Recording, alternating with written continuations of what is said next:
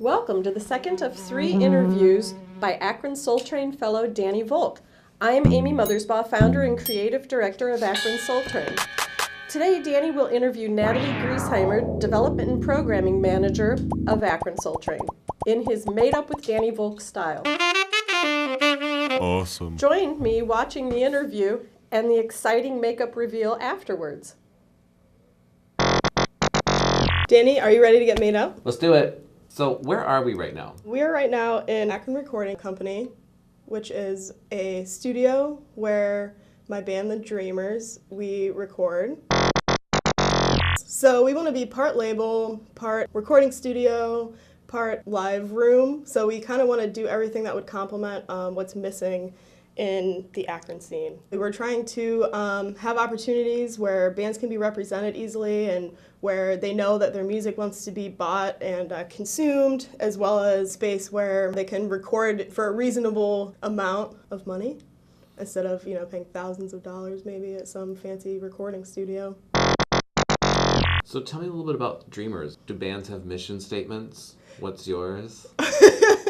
I don't know if we have a mission statement per se. We want to represent a lot of different styles of music. We really love the idea of kind of reviving the Akron sound of Devo, the Waitresses, the Bizarros, all those 1970s bands, and I guess that is our mission statement. Our mission statement is kind of reclaiming and reviving the Akron sound. Who's in the band and what do you play? So there's 3 of us in the band. I play drums and do backup vocals. And then we have Robert Keith on bass and vocals and Ben Patrick on guitar and vocals. Are you from Akron? I am originally from Akron. I grew up in Stowe. Then I went to the Cleveland Institute of Art for my undergrad. I have a degree in fiber and material studies, thinking about materials as a means for concept. Material and process. Kind of what I latched onto the most was weaving. I'm kind of interested in that through a feminist perspective. And so what are you working on now? I do have a small series of paper weavings that I'm working on where I took some images of personal objects that I'm very fond of just from a surface appearance, and then I kind of digitally manipulated them, printed them out, and now I'm kind of weaving them together. So they have this visual disjointed thing. It's kind of a study in just like surface. Do you see your Dreamers work and your textiles work overlapping? I do a little bit. So the main thing with textiles really is repetition and pattern, and so those are both things that I've explored in my visual art. And for me, I think playing the drums is another iteration of that. I've done some performance work where in my visual art, where I've kind of dressed up and embodied these different, like goddesses and kind of playing off like different female mythology. And so I think playing the drums for me is a way to kind of actually embody and be a powerful woman instead of playing off of this mythology. So it's I get to be on a stage and other women see me and they love that they can identify with me because I'm a woman playing drums, which is, drums is such a hyper masculine thing in a cultural way. And so I like being able to kind of reclaim that as something that can be feminine or feminist. So one thing that you do to support Akron as a place for artists is your work at Akron Soul Train. Absolutely. I mean, that's kind of what drove me to be interested in arts administration. I know what it's like to be an advocate for my own work, and I think that in arts administration I can be an advocate for other people's work and also just for art in general. Can you tell me a little bit about what you do at Akron Soul Train? Yeah, I do some development and fundraising, grant writing. Right now it's mostly making money because we need the funds to get this village built.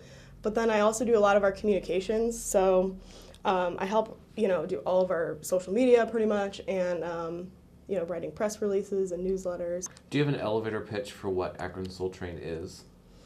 I think so. Okay. Because let's hear I've it. had to do it so many times.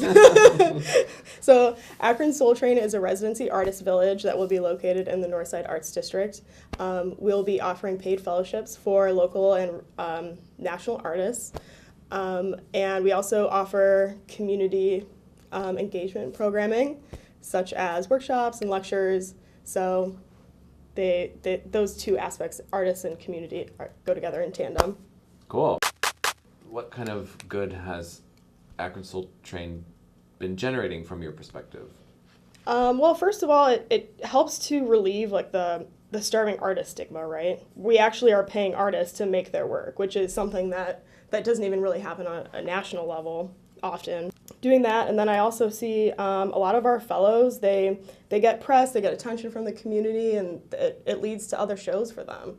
Are you excited about the next phase with people living and working in the tiny? Yeah, I think that'll just be another way to get people's faces out in the community. So the community will come and we'll have all these things going on, and the fellows will be there and they'll be a part of that. And so I definitely think that it's going to be a great thing for Akron, and I think we're hoping to be a destination for people outside of Akron too at some point. So. Mm-hmm.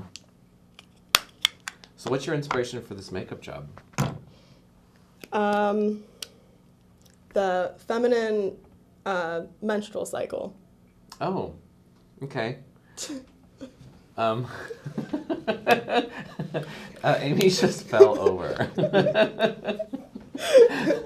I think that I wanted to do more with this. Like, I almost thought about getting a blonde wig and stuff. But so you're the goddess of empathy. I love the visceralness and the cycles of the feminine body, and that's something I'm inspired by. Cool. Are you done? I think so. Oh, okay. Then let's take a look at it. Okay.